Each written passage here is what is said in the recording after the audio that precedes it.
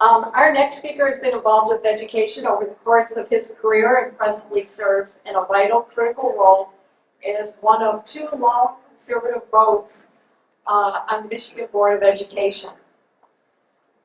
Tom McMillian has served in that office or that position since 2017. He's been a strong advocate for local control of education, and has been a leader in the ongoing fight against those who want to centralize education at the state and federal level.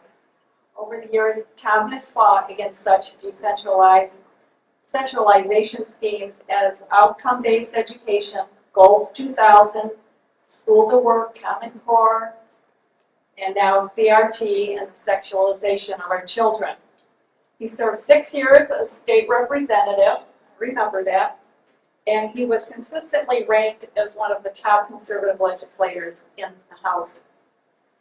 He was the chairman of the House Oversight Committee and also chair of the House Education Committee.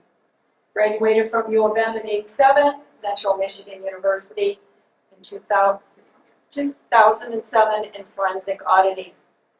He's co-owner of a CPA firm, March & McMillian, and was the board member and treasurer of Crossroads Pregnancy Center in 2010 and 2017. He's married to Delilah McMillian and has 3 daughters. So I'd like to please welcome and ask you all for a warm welcome. Marianne, for inviting me and for you all being here. I was going to mention some of the things I have fought, like Goals 2000, outcome-based education, all those things about centralizing education. I really have been a strong proponent of local control, and hearing these great local school board candidates. This is why they're the ones that should be where the power is at the local level, where where people know what's going on. I wanted to start out by saying there's 8 members on the State Board of Education.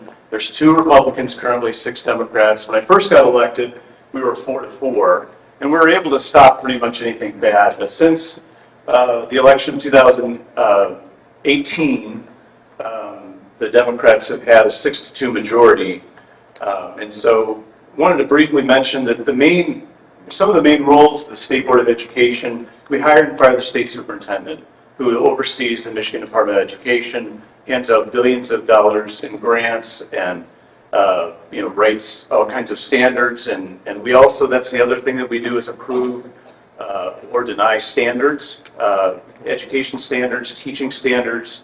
I'll get into that a little bit. And also we accreditate the teaching universities as well. Oftentimes there's a push from time to time in the legislature to try to get rid of the State Board of Education and make the state superintendent a department of the governor, and let the governor be able to appoint that. And when I get in front of Republicans, it's usually Republican-led.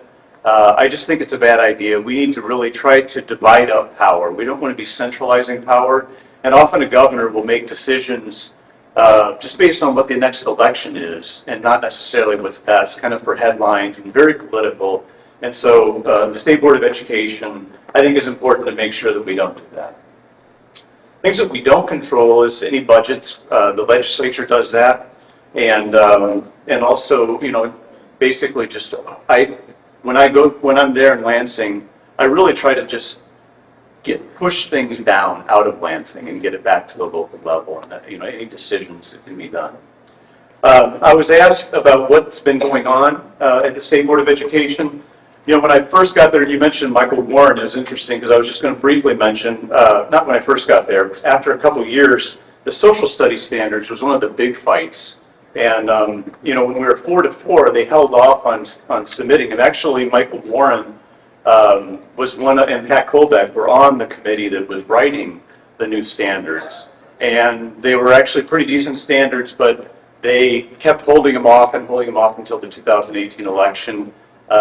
They were presented to us, but then never got passed. And then they totally rewrote them and took virtually everything out that Michael Warren had Judge Warren had written an op-ed talking about how they removed, and they don't have anything about Lenin or Stalin or Mao or Chinese Revolution or Russian Revolution, nothing that would show the evils of, of fascism, Marxism, the things. They also took out any reference to conservatives and Reagan. However, there's 20 examples of the progressive era exists in just one standard alone, it mentions. So that's one thing that the board does is standards. And I'll just also mention that there's other standards that they've brought up recently. For example, we recently passed, Nikki Snyder and I opposed it, but there was middle school and high school science teacher standards. So what these teachers are supposed to know when they go, when they graduate college. And this was passed earlier this year, and there was things like ensure tasks are equitable for the diversity of students in your care. So we're talking about upper school science. It talks about appropriate and engaging learning activities that foster an inclusive, equitable, and anti-bias environment. I mean, this is what they want science to be. It's extremely woke. There's another: science is a culturally mediated way of thinking and knowing, and may contribute to and/or disrupt social inequities over time. So this is what they approved, 6-2. I tried to inject several of my own. I said, well, what about, how often is there a revolving door of personnel between government regulators and the, corporations that they're supposed to be regulating? How often is science research influenced by politics? Why does, how often are they given bad results when, and they're overturned? One time there's going to be the experts say this, and then they're found to be incorrect. So I really felt that we could have made them obviously a lot better, but that is one of the things that the state board passed. Another thing that's actually right now out for public comment, and so is the early childhood standards. And in the early childhood, birth through kindergarten, 5 times it talks about gender identity. Birth to kindergarten. Now, some of this is about adults need to make sure they're ready for gender equity issues that might arise. Other is talking about how they're expecting 5-year-olds to maybe be talking about their gender identity. And this is part of the standards that it's out for public comment now. And if you go to the Michigan Department of Education board or website, you can actually make public comment on them. So let me see, I got the, it is, yeah, it's just michigan.gov/MDE, and then you go in news and information, and there's public comment, and there's a link that you can give public comment for another couple of weeks about that. And I'm just trying to encourage people to really push back on this. They're really trying to normalize this gender identity, this confusion. And so, I think that's what's rallying a lot of people right now, whether it's school boards or whether it's just people in general. But I really, that's something that we're going to be voting on in the next couple, or probably next month, October or November. So unless there's a lot of pushback, and then they may pull it and rewrite. Some of the other things that came before the state board back in June of last year, the governor's chief medical executive, Dr. Khaldun, came before the state board and, answering questions, but I kind of unleashed on her a little bit and just told her that I believe she and others will be held accountable for what they're doing to these kids. She had no clue that at the time, the CDC was saying that the flu was tremendously more dangerous to children than COVID was, and yet they were doing the masking. They were, segregating and not allowing kids to play sports, and forcing them to wear masks when it was wholly inappropriate and just harmful and not necessary. And at that same day, actually, the governor had appointed a student recovery advisory council, and the chairman came before with the governor Whitmer's blueprint for comprehensive student recovery. And I had pointed out that in one of the sections, one of the very important things that they felt needed to be highlighted was a link and a resource that talked about how we're currently living in a white supremacist society. That is what they are saying. And at the time, back in 2021, there was they were kind of, oh, no, we're not. And it was, he started talking about, well, the Detroit News says this and that. And I really kept pressing him, do you really believe that we're in a white supremacist society? And none of them would answer the question. But I will say that since then, they have become more aggressive. I mean, we spent 20 minutes, the Democrats, talking about just recently in the last few months, what a white supremacist society. One of them said, we're going to take down this society of yours and the system that you have built.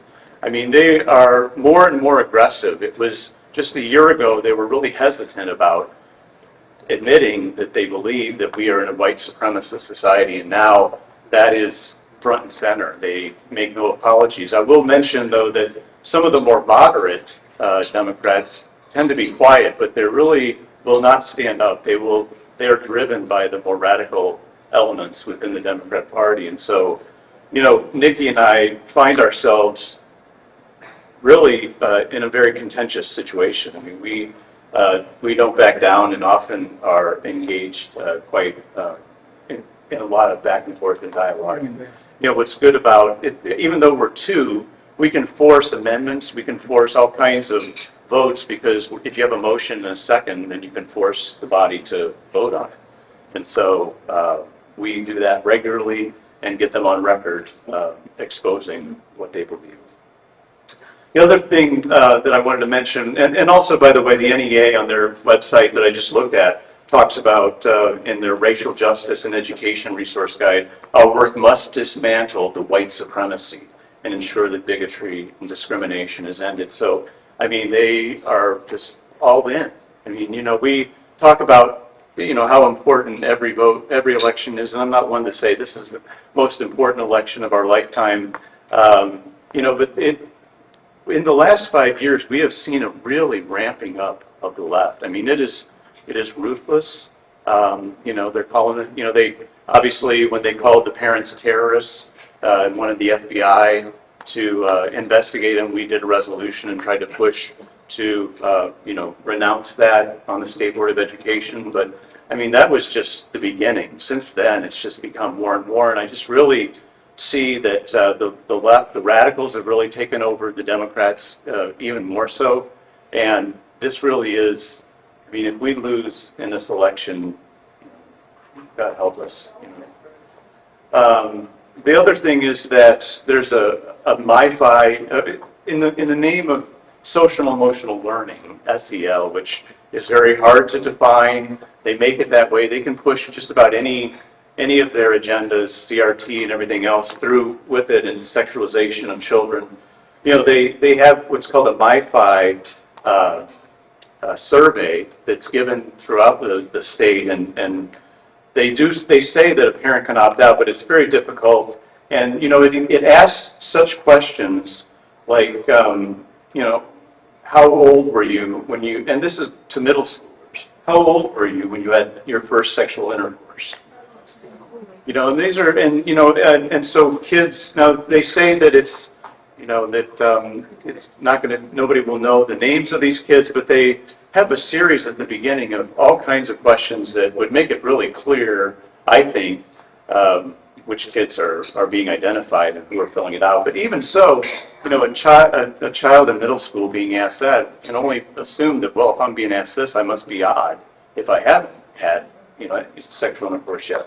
And so there's a real, there's plenty others. Have you ever seriously considered killing yourself? How often has a parent or other adult sworn at you, insulted you in your house? People in my family have serious arguments. Do you agree or disagree? Do you enjoy spending time with your mother, with your father? These are all questions that they feel is appropriate, and under the guise of social emotional learning, they feel they can push this stuff. What are they trying to do with it? What's that? What are they trying to do with it? They're giving us Well, yeah, I mean, let me address that. I wanted to also mention that as a legislator, a lot of what we see can be stopped. Um, I stopped Common Core in the budget. In the budget, and this might be a little technical, but I think it's important. There's what's called boilerplate in every annual budget, and it's the main job of the legislature is the budget. And you know, in almost all the states, they have part-time legislatures. They come in, they pass a few bills, they pass the budget, they leave. And I really support a part-time legislature. I think that the more they're there, they wine and dine these guys and these folks, and they really, it's a real problem the longer that they are there. So we really, but in boilerplate in the budget, you could stop things. Like, this is not education related, but back, I don't know if you remember, but the DNR was shooting pigs at a farmer's farm up in northern Michigan. And I told, and you know, some legislators, oh, this is horrible and everything. So, well, stop it. You can put in the DNR budget, you can spend your $50 million, but you can't shoot pigs. And then they would be prohibited from shooting pigs. And so that's what the boilerplate, that's what you're supposed to do as a legislator, is say, here's the money, and here are the restrictions. Here's how you can spend it, and here's how you can't. And they can do that in the executive branch as well. They can do that, you know, as far as making sure county health departments couldn't unnecessarily mass students. And they said they did, but there's, you know, I've talked to some experts, there's ways that you can make sure that boilerplate is, you know, you have to defend it. If you put it in there, you have to defend it. But I stopped Common Core. It was for a period of time. They voted, and I forced a roll call vote on everybody so that we got them on record who supported Common Core and who didn't. But, you know, I did that in the budget. Governor Snyder was calling Republicans on Sunday night. One of them was at the UP, he told me, trying to get him to flip his vote that was coming up in the following week, because he didn't want to sign a budget that was going to stop Common Core. And so these can be done. It makes for contentious budget. Maybe maybe you go and you shut down the state if the governor won't sign something with tough boilerplate. But that is their job. And so if you can, you know, if CRT, if you can define it, if you want to say, I don't know if you're familiar with CASEL, which is kind of the main SEL, and turning it into CRT throughout all the state, they could say, you know, you can't have CASEL. You know, I mean, you can't have an organization that does this, you can't spend any money on them. And you could really put a dent, a huge dent, in a lot of this movement in the legislature. They just refuse to do it. Let me just say that you know, what can we do?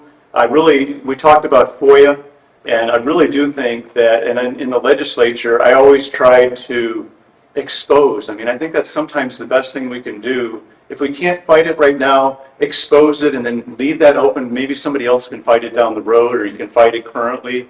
But really, FOIA, and I had proposed to have a FOIA commission, because I think it's hard. I mean, you got to go to the legal system if they refuse to do what they're supposed to do, and they know that. And so I really think you should have a no-cost option of going to the state, going to a FOIA commission and saying, you know, look at this is wrong, and they could decide. They could say no or yes. And I had proposed that. It didn't get taken up, but I do think that FOIA, and actually Nikki and I are going to be talking, we have the state board meeting tomorrow. We're actually going to propose something that has to do with some of the things, some of the fights that go on at the local level, and including FOIA, maybe how we can help in exposing some of this. And so I certainly think that the call-ins, I don't know if any of you have been doing the call-ins, but during our monthly state board meetings, there's a time for call-in, and it'll be one tomorrow. And I'm telling you, you know, there's some very, you know, there's some very brave ladies who have been calling in and reading aloud some of these atrocious books that are available to children in the elementary school. And you know, they'll come to the board meetings also, and they'll show the pictures, these pornographic pictures that are available. And there was even 2 Democrats that they afterwards said, boy, that's really rough. I wouldn't want my kids, you know, watching that. So, I mean, it does have an impact. The media also is there. And, you know, I think that a lot of them say, well, this isn't really happening. This doesn't happen. Well, you know, a lot of people are calling in back during the masking and you know, all the things they were doing to the kids. We had like one board meeting, there's 164 parents and citizens that called in or were at the state board meeting, and it was like 10 to 1 on our side. I mean, it was good and it's encouraging. I am excited about the school board candidates throughout, all of Michigan that we're running. I will say that, if they get elected, I've seen it time and time again. I've been involved since the 80s in politics. Good people get in and, they get railroaded. They get the lawyer who is the lawyer for the school board, the city council, and the lawyer says, this can't be done. You can't do that. And I've seen, and I have experienced that, and sometimes these lawyers, they're in a law firm, and if they actually go against what the establishment wants, then they're going to lose 10 other school districts, and so there's a lot of pressure, but sometimes I've done it where you just say, we're going to do this anyway, and lo and behold, they say, well, actually, I guess you can do that, now that I think about it, after we do something. So I would just say that, to make sure that they are courageous. These ladies that were here seem like they're extremely courageous, and I'm excited and will be supporting them. But when they get in, you need to be there with them and helping them, holding them accountable. It is tough. Once you get in there, you're told what you can't do, and sometimes you just got to keep asking questions, because ultimately they can't really justify why something can't be done, or why something can be done. And as you all know, the precinct delegates, things that we can do. You saw what happened at this last state convention where, the establishment misbehaved, and, 90% of the state convention stood up and said, don't do that. And so, certainly we have good education candidates, make sure that we're having good education candidates at the state board level. I personally believe that we also need a lot more alternatives for kids in the education system. I think, and I'm encouraging, my church is going through an expansion project. They're building all kinds of classrooms, and I'm the main person. I'm urging that we start a private school, something low cost, that you can just have alternatives for, I think the churches need to step up during this time. And there's really no reason not to. I mean, you could really offer $3,000 or $4,000. You could really save a lot of these kids out of, and certainly we want to keep fighting, but and with good candidates. But I think there needs to be alternatives. And then obviously the homeschooling and private schooling education pods. So those are some of the things that I wanted to mention. I have appreciated the support of McMillian and all the conservatives, and we'll hope that we can get Linda Lee Tarver and Tammy Carlone elected. We'll have a 4-4. We won't be able to really push anything necessarily, but we will be able to stop anything, any of the bad stuff. So, and really, we'll be able to expose a lot as well. So I think that that we'll be able to really. You'll be a lot more pleased with what comes out of the State Board of Education, and we'll fight for you guys. So appreciate your time.